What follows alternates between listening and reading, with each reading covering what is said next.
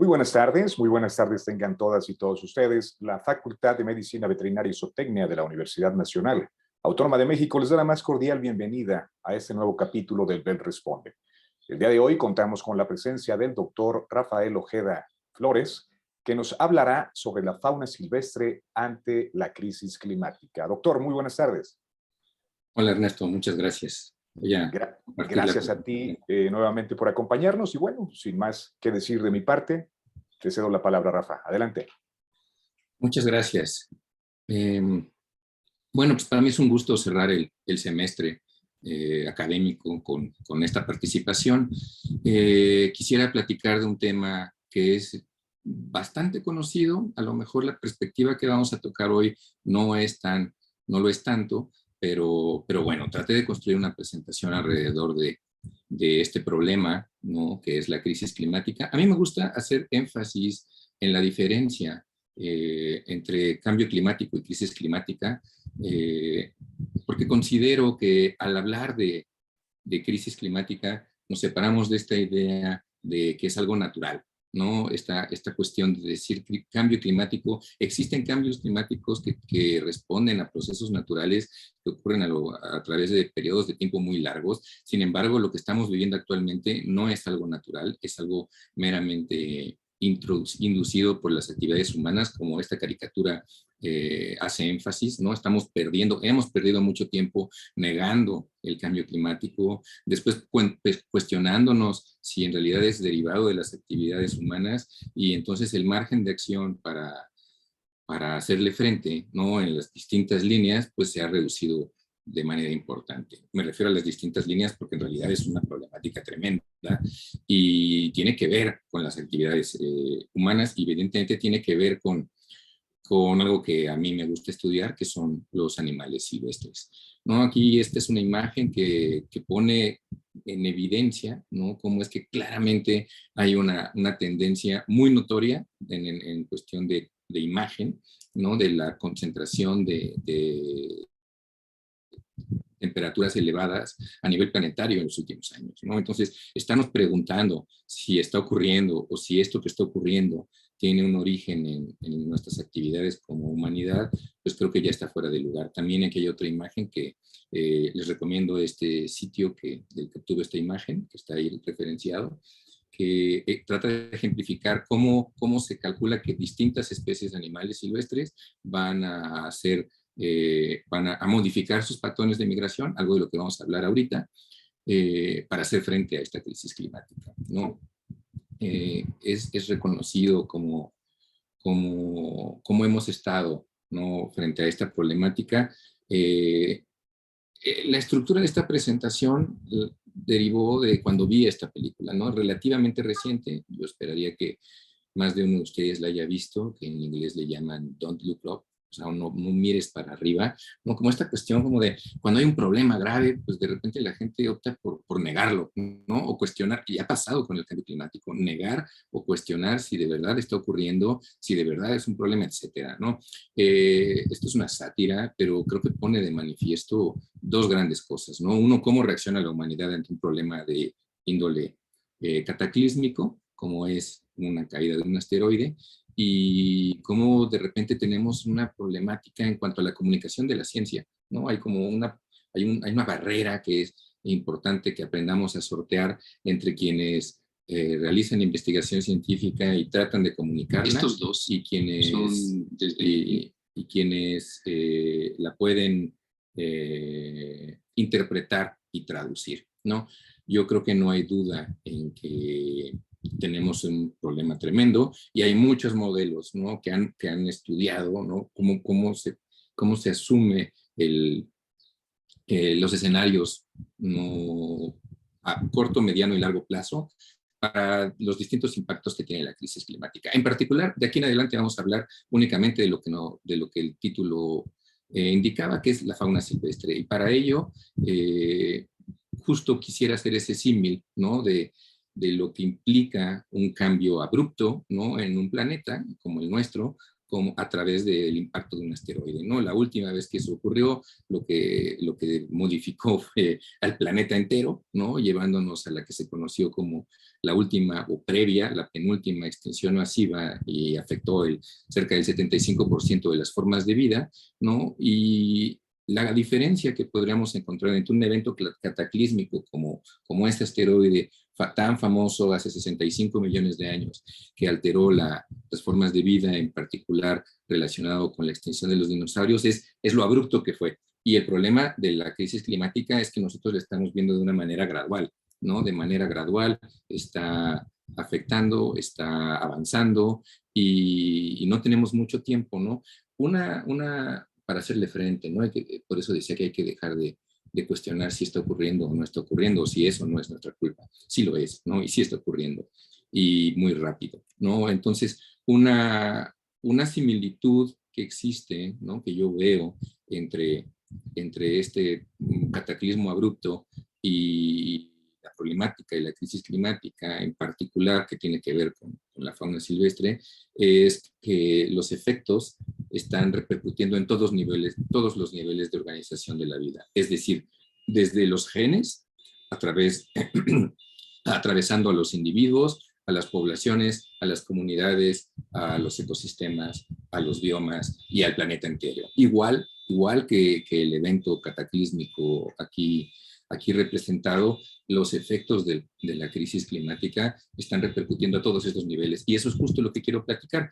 Justo hice una revisión científica vinculada mucho con este artículo que les recomiendo. Aquí está el título, el año, es una revisión relativamente reciente, ¿no? De la última década, publicada en la revista de Science, que hizo una recopilación de los efectos de las evidencias científicas que se tienen de efectos a diferentes niveles, estos que yo mencionaba, desde los genes hasta el planeta entero, en ecosistemas tanto terrestres como acuáticos, y evaluando distintos procesos ecológicos y el nivel de alteración que tienen, ¿no? Y cómo es que en todos los niveles de organización de la vida existen datos contundentes respecto a la afectación que los animales silvestres tienen derivado de la crisis climática, ¿no? Muchos de la información que se tiene puede estar muy dividida, ¿no? Muy particularizada. Evidentemente, al estar hablando de fenómenos complejos, puede estar muy particularizada a regiones específicas o a grupos de animales específicos, y hay mucho más reconocimiento de los efectos que la crisis climática tiene sobre especies, a nivel de individuos, que lo que se tiene en niveles jerárquicamente superiores, como pueden ser los niveles de población, o los niveles de comunidad, o los niveles de interacción y relación de la fauna silvestre con la provisión de servicios ecosistémicos que vamos a ver más adelante.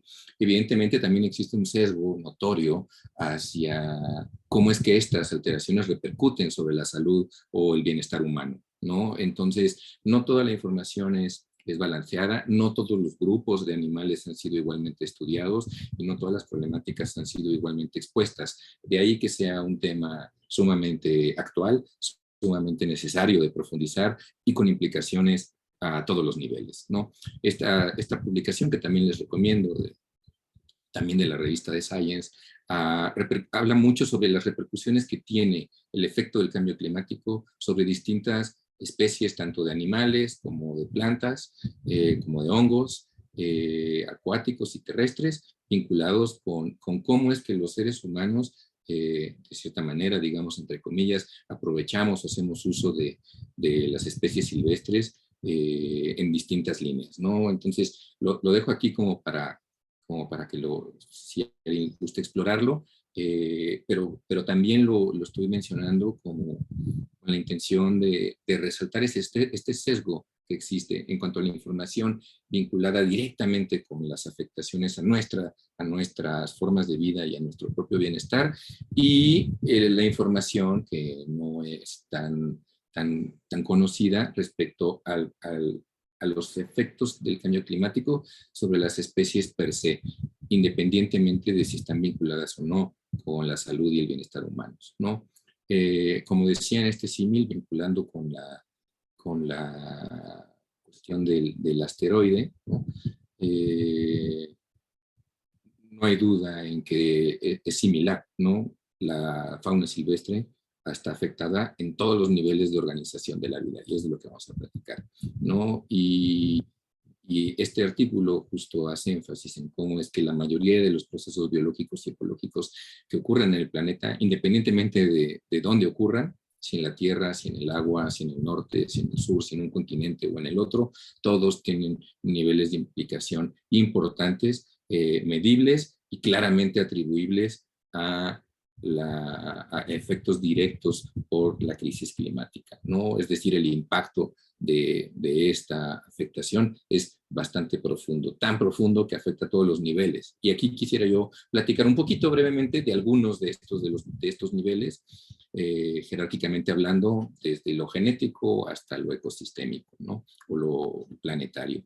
A nivel genético, pues se ha reconocido que muchísimas especies silvestres están evolucionando como una respuesta directa a la presión que ejerce el cambio climático, ¿no? Es decir, se ha reconocido que hay distintas especies de animales, hay algunos grupos particulares como los insectos, dada su rápida tasa intergeneracional, que han cambiado sus tolerancias, ¿no? Han aumentado la tolerancia a temperaturas elevadas, han modificado su comportamiento migratorio, han modificado sus rangos de distribución, tanto altitudinal como latitudinal, y esto repercute en modificaciones a nivel genético, ¿no? Estos cambios en la distribución de las especies, genéticamente hablando, también han dado pie a zonas de hibridación, ¿no? Zonas en donde están encontrándose especies silvestres que durante millones de años solían no encontrarse, sin embargo pueden aparearse entre sí y generar animales híbridos, ¿no? Hay distintos ejemplos de algunas ardillas, de voladoras de este género Glaucomis, hay algunas especies de truchas, ¿no? Y a lo mejor uno de los ejemplos más emblemáticos podría ser el de estos osos, ¿no? Osos norteamericanos, en donde se están encontrando osos polares con osos grizzlies o pardos, ¿no? Y se están dando estos animales híbridos denominados como growlers, en donde es un claro ejemplo de cómo los osos polares, dada la reducción del círculo polar, ¿no? De las zonas congeladas y dada la escasez de alimento, están migrando hacia el sur y se están encontrando con especies de osos grizzlies que están migrando hacia el norte, dado que se están elevando las temperaturas de sus zonas naturales de distribución, y se están encontrando y están dando pie a descendencia híbrida. De estos hay bastantes ejemplos y aquí les dejo algunos de ellos. En toda la presentación puse abajo algunos ejemplos para profundizar en algunos de los datos que aquí mencionemos, ¿no? Otro nivel, arriba del nivel genético, es el nivel fisiológico.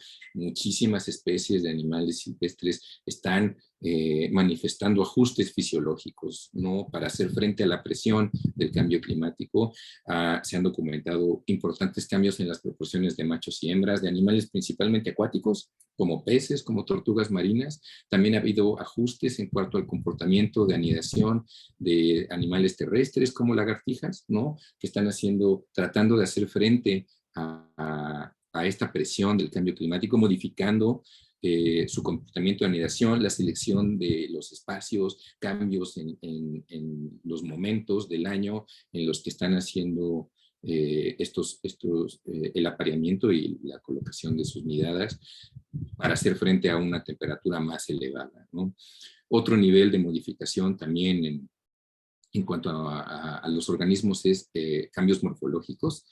A lo mejor uno de los más evidentes puede ser los cambios en la coloración, ¿no? Dado que la coloración está vinculada con cómo hacen frente los animales a cambios en la temperatura. Principalmente se han reconocido cambios en aves, en insectos, ¿no? Se están reconociendo cambios en la coloración vinculables vinculables con los efectos del cambio climático. Otro cambio morfológico importante, hay un reconocimiento en un grupo grande, ¿no? De especies, distintas especies de animales de tamaño, ¿no? Dado que la relación entre el tamaño, la superficie y el volumen tiene que ver con las tasas de pérdida o retención de calor. Muchísimas especies de animales, de reptiles, de aves, insectos, están reduciendo su tamaño. Aquí les pongo un ejemplo que me encontré asociado con salamandras, ¿no? En donde ya es un número importante, 8% de reducción del tamaño corporal directamente atribuible a los efectos del cambio climático, ¿no? También se ha estudiado cómo la disminución del tamaño de las crías se está, en aves paseriformes, por ejemplo, se vincula con una mayor tasa de supervivencia, ¿no? Los animales están de distintas maneras haciendo frente a la presión del cambio climático a través de cambios morfológicos. Para mí es uno de los más notorios, cómo es que en solo 100 años, ¿no? Que en tiempos tierra es muy poquito, es menos que un parpadeo, se han ya detectado cambios en la morfología del cráneo de algunas especies de ardillas, por ejemplo, ¿no? Que dado que el cambio climático está modificando la vegetación donde estos animales viven, entonces los animales están modificando de lo que se alimentan, ¿no? Entonces, este cambio en la alimentación, dado por cambios en la constitución de las plantas, está modificando la constitución del cráneo de los animales, ¿no? Entonces, a mí me parece brutal que en tan poco tiempo se estén ya encontrando este tipo de cambios morfológicos que ajusten, ¿no? La forma del cráneo de los animales para hacer frente a cambios en las plantas que responden, evidentemente, a la crisis climática, ¿no?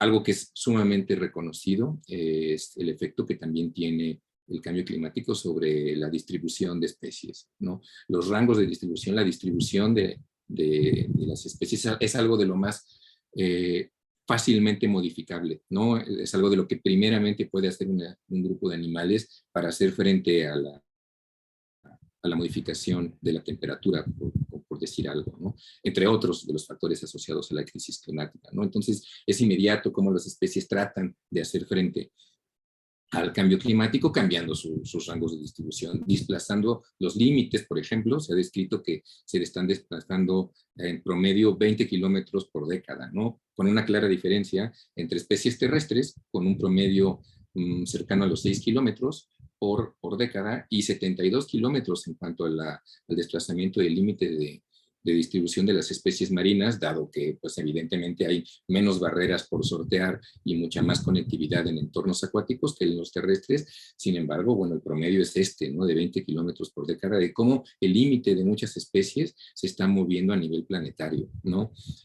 Con sus claras diferencias por grupos taxonómicos, ¿no? Entonces también se han descrito este par de ejemplos, por ejemplo, ¿no? De patrones de desplazamiento que se les han denominado como efecto de tropicalización, ¿no? En donde se están expandiendo especies hacia climas, hacia regiones con climas que solían ser templados, pero que están volviéndose más cálidos, ¿no? Y se conoce como efecto de tropicalización, y se ha descrito de igual manera efecto de borealización al desplazamiento de especies que estaban naturalmente asociadas a climas templados y que se están desplazando más hacia el norte, justo para hacer frente a este cambio climático, ¿no? Entonces, eso lleva toda una repercusión a nivel ecosistémico, que las especies se estén desplazando, que estén cambiando sus rangos de distribución, y esto se ha detectado tanto en plantas como en animales vertebrados e invertebrados, ¿no? Hay un número importante de ejemplos disponibles en la literatura científica, ¿no? Además de los cambios latitudinales, también se han descrito desplazamientos altitudinales, ¿no? Es decir, en las laderas de las montañas, muchísimas especies de aves, de plantas, de insectos. Se estima que el cambio en la distribución altitudinal de las especies está entre los 50 y 100 metros en las últimas 5 décadas, ¿no? Entonces, esto tiene tremendas repercusiones en cuanto a la convergencia de distintas especies, tanto de animales como vegetales, pero en nuestro caso también tiene repercusiones importantes en la transmisión de enfermedades, dado que muchas de estas especies que se están desplazando pueden funcionar como vectores de enfermedades. Entendamos por ello algunos arácnidos como a las garrapatas, o algunos insectos como los mosquitos, cuyo cambio en su distribución altitudinal se ha documentado de manera importante, tiene efectos muy trascendentales en cuanto a la transmisión de enfermedades virales, parasitarias, etcétera, ¿no? Otro nivel de afectación reconocible, ¿no? Y atribuible al cambio climático son lo que tiene que ver con los ciclos ¿no? Evidentemente, la floración de las plantas, la eclosión y emplumamiento de las aves, la hibernación, la migración y muchos procesos cíclicos que son, como dice aquí, característicos del reino animal, pero de los seres vivos en general, están completamente relacionados con la variación estacional e interanual del clima. Y si esta variación está siendo alterada por la crisis climática, pues entonces hay muchas repercusiones en cuanto a cómo están cambiando los ciclos, muchos ciclos de estos aquí mencionados que son propios de los animales silvestres. Se ha descrito que estos procesos se están desplazando a un ritmo de 2 a 5 días por década, ¿no? Se están adelantando, ¿no? Se están adelantando las floraciones anuales de fitoplancton, por ejemplo, y eso tiene muchísimas repercusiones en todas las otras especies que en los entornos marinos están vinculadas con este fitoplancton, ¿no? En ecosistemas terrestres se ha reconocido la alteración de eventos migratorios de especies tan emblemáticas para nosotros como las mariposas monarca, por ejemplo, pero muchísimos otros insectos, muchísimas aves, muchísimos anfibios, reptiles, mamíferos, se están adelantando los arribos de las migraciones en primavera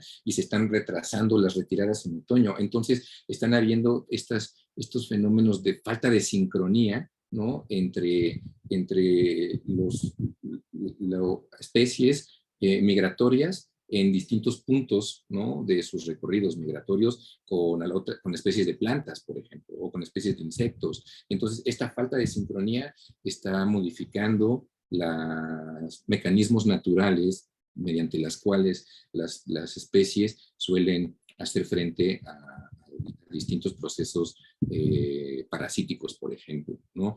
Estos números son enormes, ¿no? 80% de las especies terrestres y 40% de las marinas ya exhiben, o se ha reconocido que exhiben cambios en cuanto a sus ciclos biológicos asociados con este fenómeno de crisis climática de origen antropogénico, ¿no?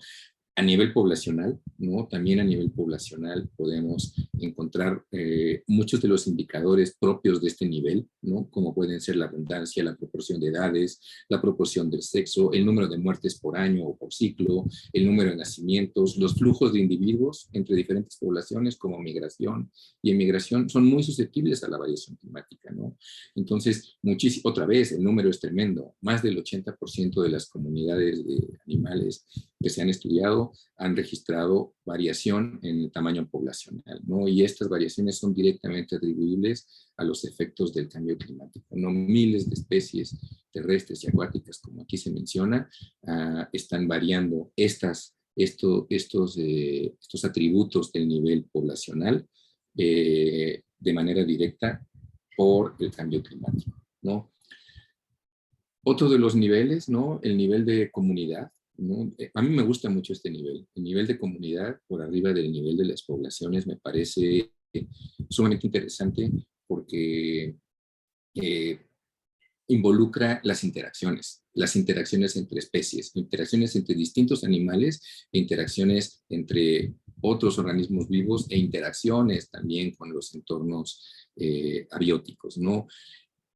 Es más difícil de estudiar, es más difícil de reconocer esas modificaciones. Sin embargo, hay muchísima información que nos permite también reconocer cómo la crisis climática está alterando los patrones de contacto entre poblaciones. Eso también está llevando a una modificación en dinámicas ecológicas, ¿no? Muy importantes, como puede ser la cooperación, la simbiosis, la competencia, la depredación, el parasitismo, todas estas interacciones ecológicas que estudiamos en los entornos naturales, de alguna u otra manera, dado el cambio climático, se están modificando, ¿no? Entonces, estas interacciones entre especies tienen implicaciones muy importantes en cuanto al funcionamiento de los ecosistemas, ¿no? Entonces, conforme subimos ahorita en los niveles jerárquicos de organización biológica, pues nos damos cuenta de cómo es que estas afectaciones naturales se están volviendo acumulativas, ¿no? Y se están comportando de manera como una cascada, ¿no? Como cada nivel que se acumula modificaciones o alteraciones respecto a lo que solía ocurrir de manera natural, pues tiene repercusiones en propiedades propiedades emergentes de estos ecosistemas, ¿no? Como aquí se menciona, ¿no? La modificación de flujos de materia y energía, y esos flujos de materia y energía son vinculados a la provisión de servicios ecosistémicos, ¿no? Y al funcionamiento per se de los ecosistemas, ¿no? Entonces, este cambio en las interacciones entre especies, pues está propiciando que, como decía yo hace ratito, se pierdan estas sincronías, ¿no? En especies que interactúan, ¿no? Especies que interactúan pueden ser como depredadores y presas, o pueden ser especies que coevolucionan, o especies que constituyen un parásito para otra especie, ¿no? Y que de manera natural la sincronización en el comportamiento de las distintas especies, al perderse,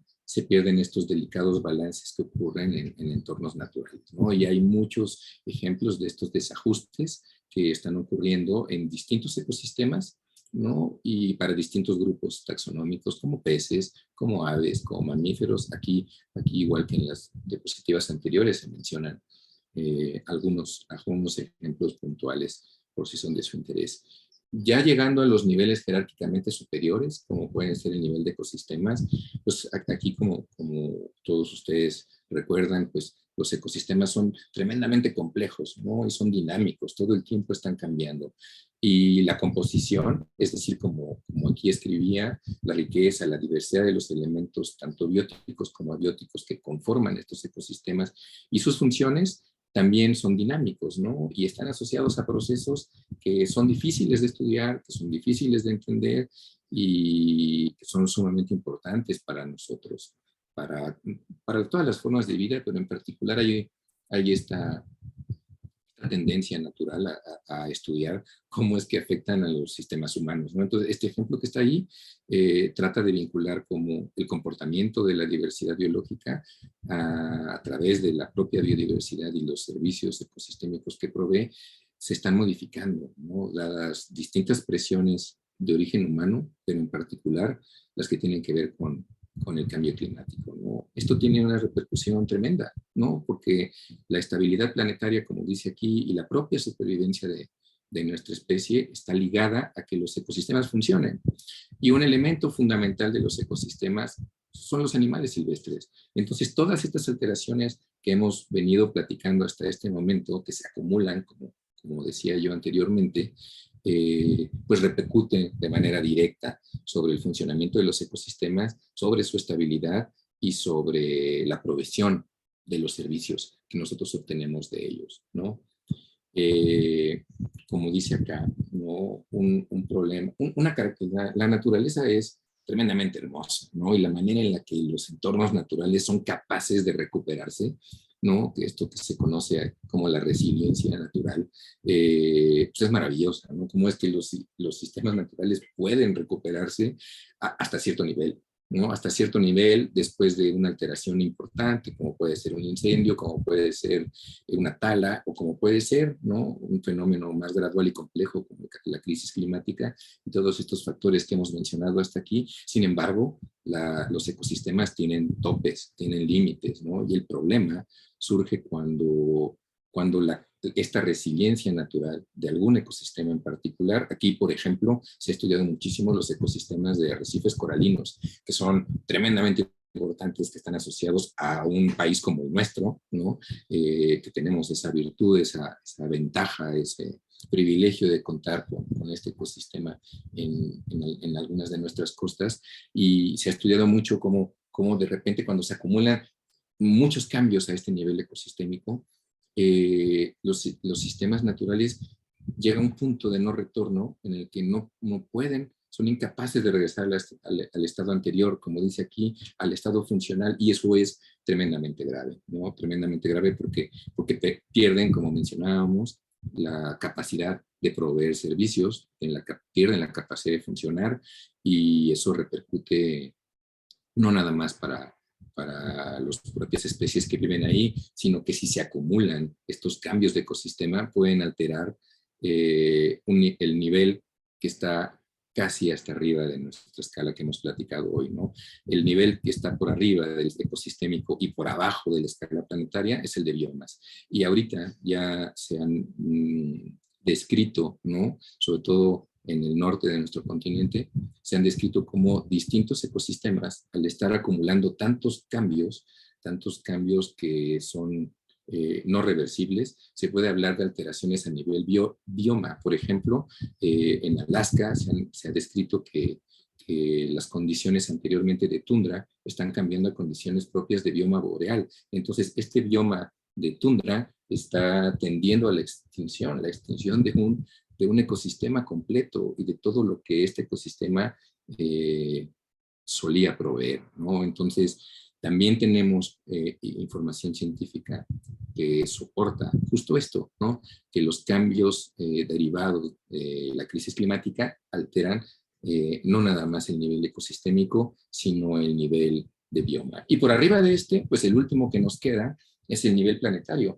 Y entonces, si nosotros sumamos y acumulamos lo que hemos platicado rápida y brevemente hoy, podemos caer en la conclusión de que existe la suficiente evidencia de estas modificaciones en los animales silvestres y sus niveles de organización jerárquica, desde genes hasta el planeta entero, ¿no? Que son atribuibles al cambio climático, ¿no? Entonces, no cabe duda de lo que yo decía al principio, en que el nivel de impacto, de profundidad que tiene la crisis climática sobre el planeta es tan grande que ya nos permite detectar, estudiar y reconocer pues estos impactos a todos los niveles de organización biológica que conocemos, lo cual pues debería llevarnos a lo que yo propongo como estas conclusiones. Número uno, estamos obligados a minimizar los impactos, ¿no? Debemos dejar de perder el tiempo en cuestionar si el cambio climático existe, si es real, si es nuestra culpa. Claramente es responsabilidad de la humanidad. Tiene muchísimas repercusiones y hay muchas formas de hacer de generar acciones para mitigarlo, ¿no? Entonces tenemos que transitar hacia allá como humanidad.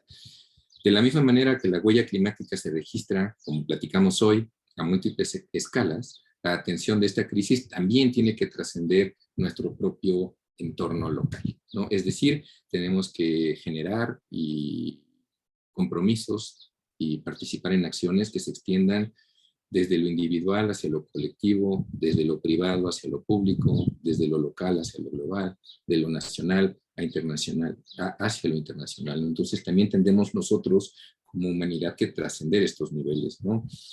Abarcando niveles gubernamentales y no gubernamentales, esferas científicas, académicas. Yo considero que sobre todo las industriales, las empresariales, las políticas, ¿no? O sea, tendremos que trascender todos los niveles y todas las esferas que nos sea posible para hacer frente a una crisis de este tamaño, ¿no?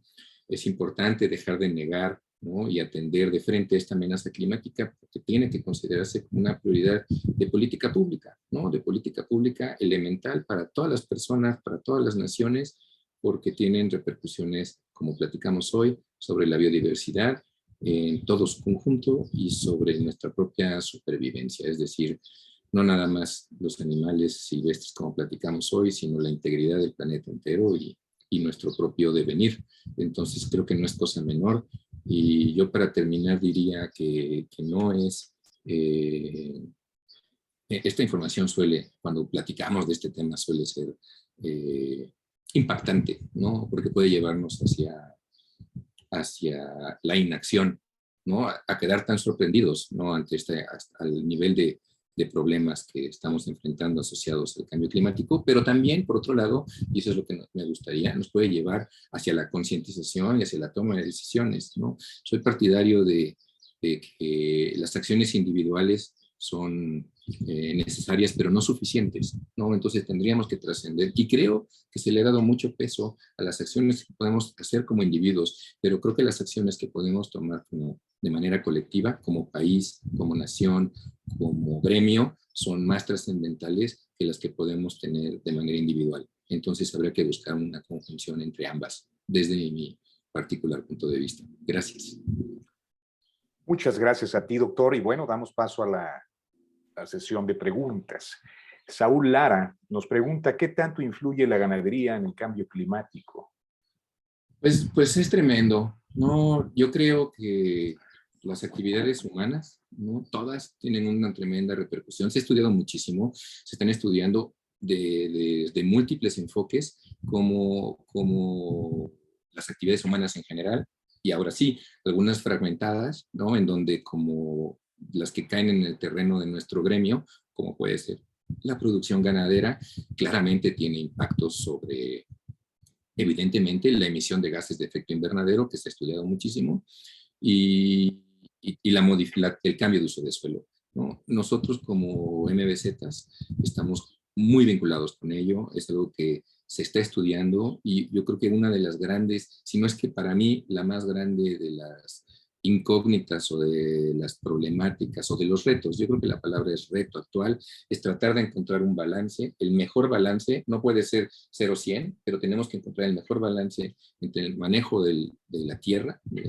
en cuanto a producción, porque necesitamos producir, porque necesitamos comer, pero también necesitamos la conservación de los ecosistemas para todos estos animales silvestres y servicios ecosistémicos de lo que hablaba. Entonces, es tremendamente difícil, dinámico, científicamente interesante tratar de encontrar ese balance. Es innegable, no es innegable que la producción pecuaria tiene impactos sobre el cambio climático, pero también creo que se ha satanizado demasiado, ¿no? Entonces, yo creo, esto es una cosa personal, yo creo que hemos perdido demasiado tiempo satanizando acciones, grupos y actividades en lugar de buscar la mejora de estas actividades en pro de hacer frente al cambio climático. No podemos eliminar la producción pecuaria, dependemos de la producción pecuaria para alimentar a nuestra población. Lo que necesitamos es transitar hacia modelos que tengan un impacto menor y también ahí hay una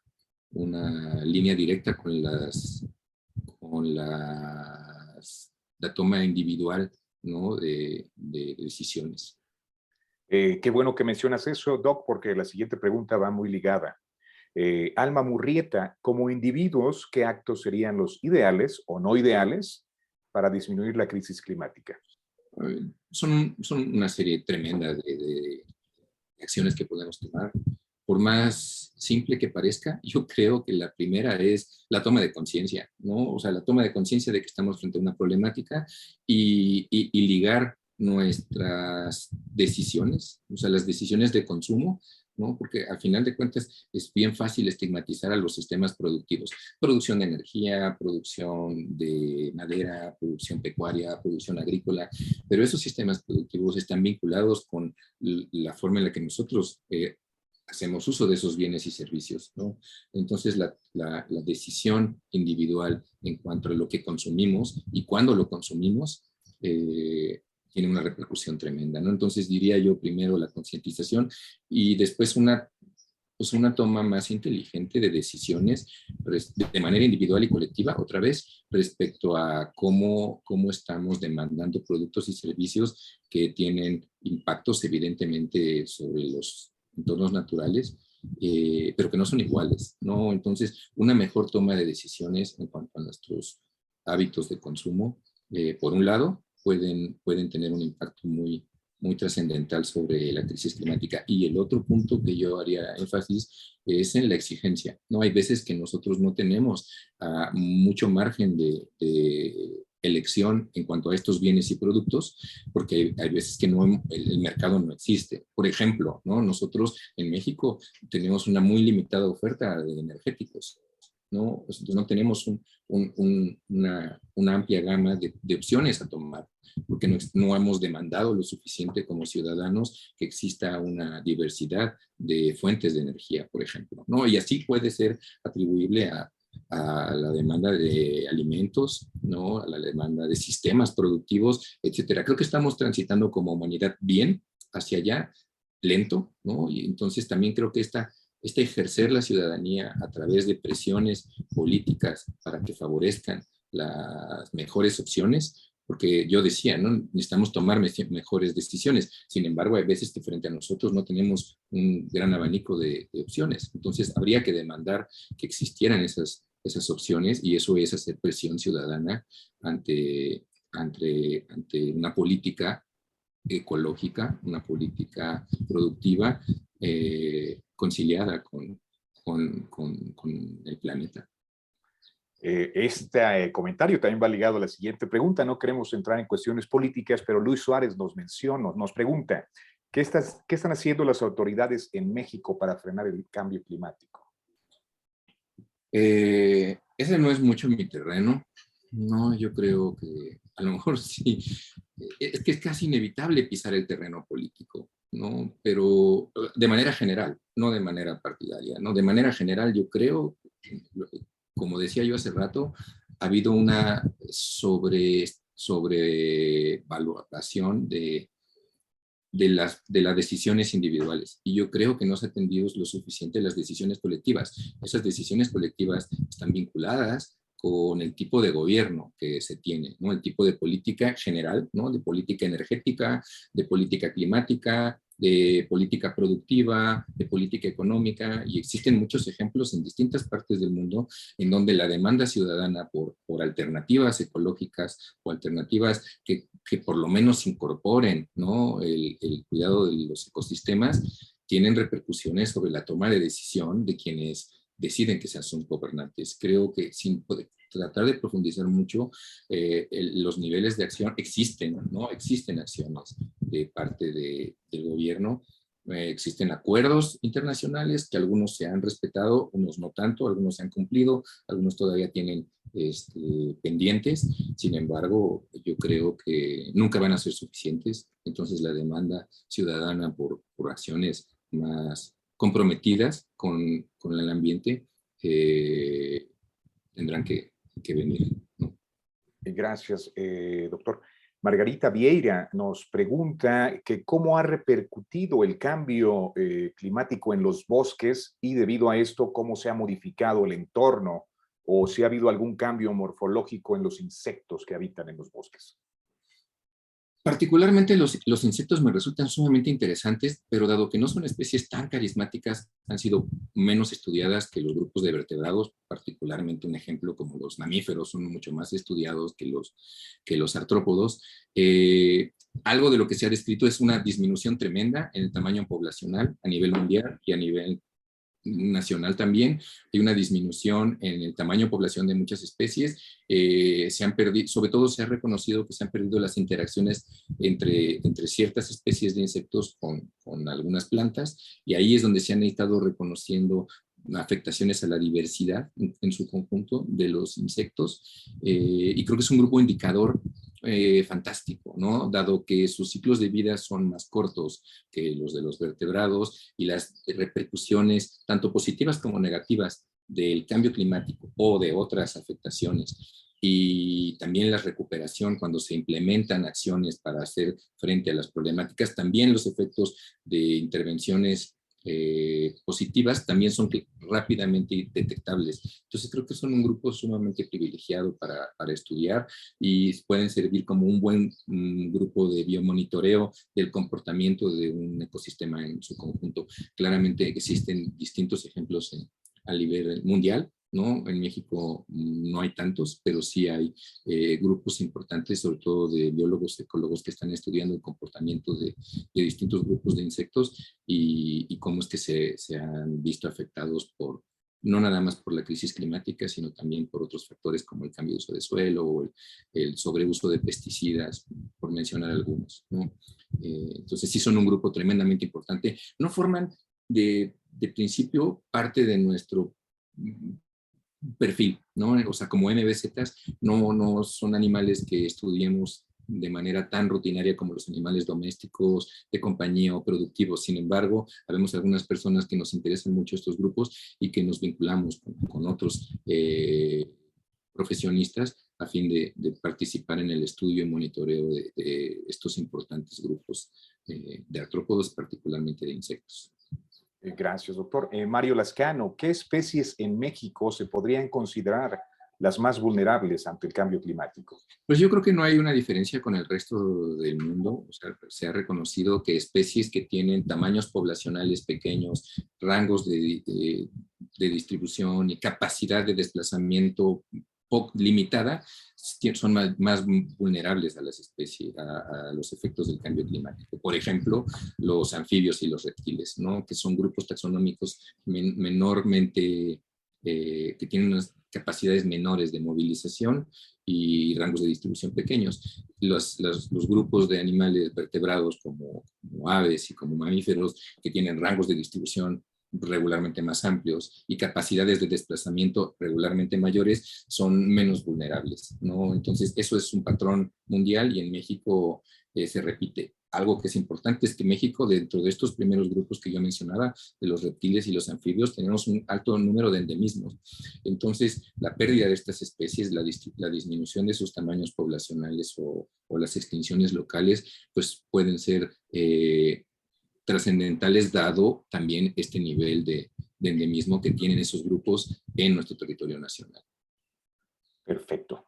Lourdes López, ¿podemos esperar que se presenten enfermedades tropicales en climas templados con más frecuencia? Sí, por supuesto, eso se ha reconocido, sobre todo muchísimas enfermedades de transmisión vectorial, ¿no? Las que son transmitidas por mosquitos, por garrapatas. En los últimos 10 años se ha habido un aumento importante pensemos en enfermedades tipo dengue, zika, chikungunya, ¿no? Enfermedades que se transmiten por arbovirus, por mosquitos, o enfermedades transmitidas por garrapatas como Lyme, como borreliosis, como rickettsiosis. Se ha habido un incremento importante en zonas templadas, ¿no? De estas enfermedades que solían llamarse tropicales, ¿no? Que están, porque sus vectores están modificando sus áreas de distribución, entonces las áreas de distribución, ahora sí que de los agentes causales de enfermedades y por ende de las enfermedades, también se están ampliando, ¿no? Eso en enfermedades de transmisión indirecta es claramente importante.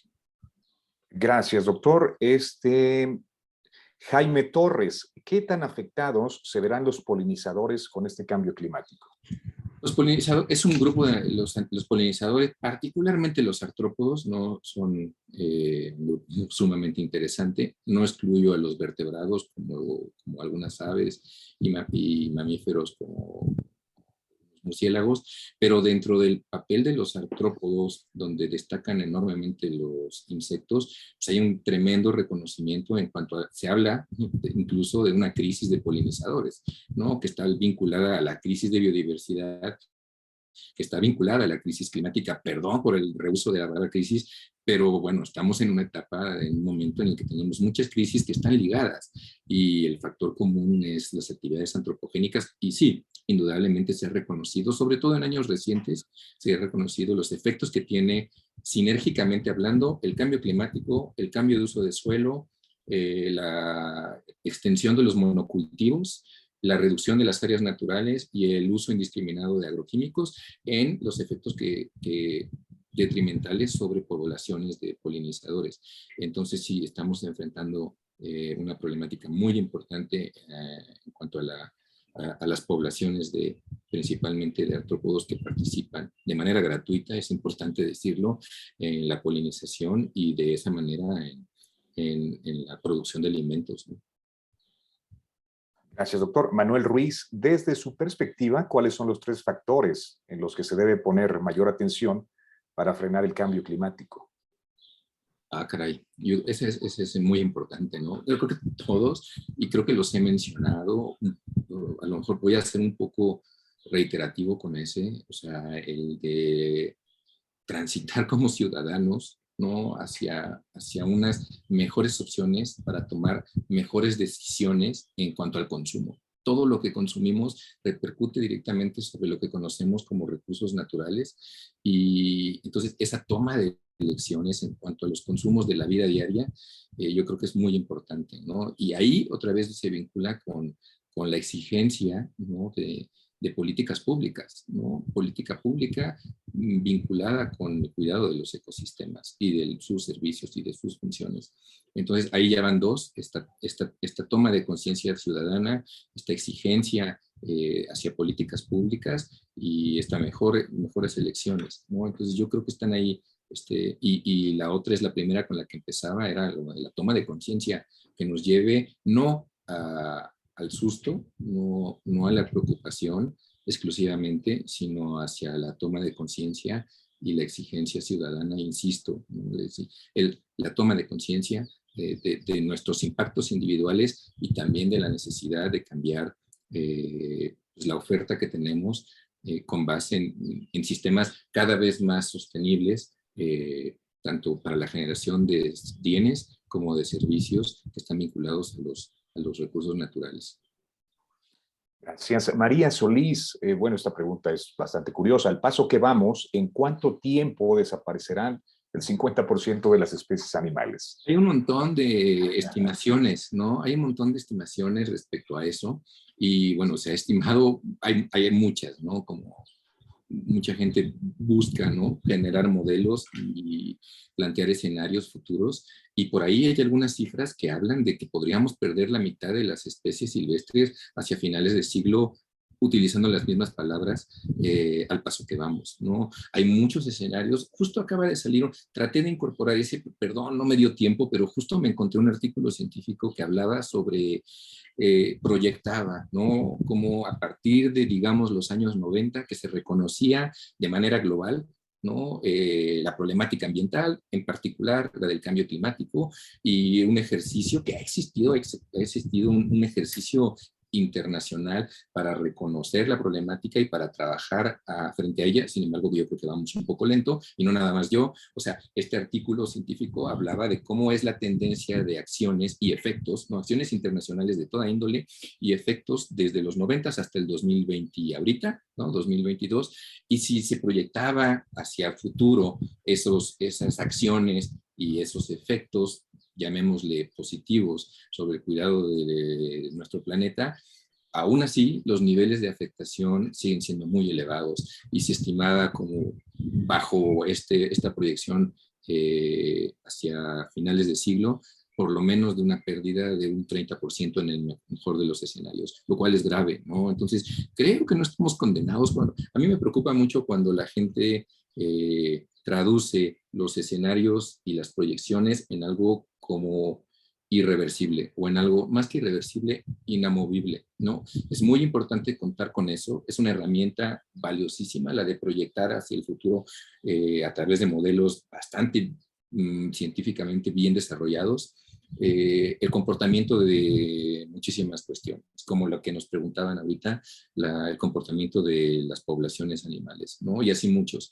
Sin embargo, yo creo que es una herramienta que nos debe llevar a la mejora en la toma de decisiones, ¿no? Es decir, no estamos sentenciados a que se cumplan, ni para bien ni para mal. Entonces, son muy útiles. Sin embargo, también dentro de las esferas científicas no existe tanto el temor a utilizar estos modelos de simulación y estas proyecciones y escenarios. Sin embargo, a nivel colectivo, creo que hay que manejarlos con mucho cuidado, porque a nivel colectivo la gente puede entenderlos como algo que es inminente y que es invariable, ¿no? Y eso nos puede llevar a algo que a mí siempre me ha preocupado mucho en el entorno del cambio climático, que es la inacción, ¿no? Entonces hay que tener mucho cuidado con estas ideas como de catástrofe. Sí es un problema, yo lo empecé diciendo, estamos ante un problema de proporciones planetarias, ¿no? Sin embargo, nos debe de llevar a la toma de conciencia y a la exigencia de acciones pues para cambiar de ruta, ¿no? Gracias, Rafa. Y bueno, como última pregunta, esta es una muy mía. Como médicos veterinarios, ¿qué nos corresponde hacer para aplazar lo más que podamos esta crisis climática? Por supuesto, yo creo que somos un gremio tremendamente importante en cuanto al manejo de los ecosistemas, dado que estamos como MBZs vinculados con la producción agrícola y pecuaria, ¿no? Para el abastecimiento de la demanda alimenticia de la población humana.